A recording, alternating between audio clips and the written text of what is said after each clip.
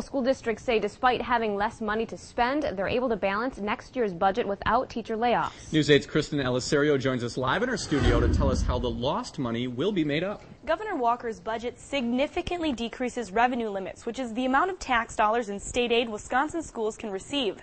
This leaves million-dollar gaps in their budgets. For example, La Crosse schools typically see a $2 million increase in revenue each year, but next year they'll see a $4.9 million decrease. Districts say concessions from teachers and other district employees who are willing to pay more for their benefits make up for these gaps next year. But in the years to come, it's a different story because revenue will stay the same with no new tools to make up for any increased costs.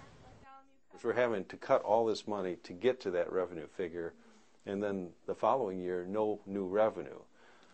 Well, to have no new revenue will be a challenge, and I'm not quite so sure how we're going to do that. As in La Crosse, we have traditionally invested more per pupil than the state average. Our reduction going into 2012-13 is bigger. In addition to teacher concessions, the La Crosse School District says they'll also cut $614 per student. Onalaska will cut $521. Governor Walker remains optimistic, saying the 5.8% contribution public employees are having to make is flexible and can go higher if districts need more money. School districts are not locked into that amount. If a school district wants more or less than where they're at, they have the ability to go up.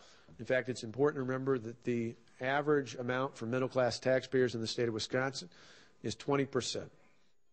La Crosse School District says even after teacher contributions and cuts, they'll still face about $1 million in budget shortfall. They say to fill that gap for next year, they'll use leftover stimulus money. In Onalaska, the two balance each other out.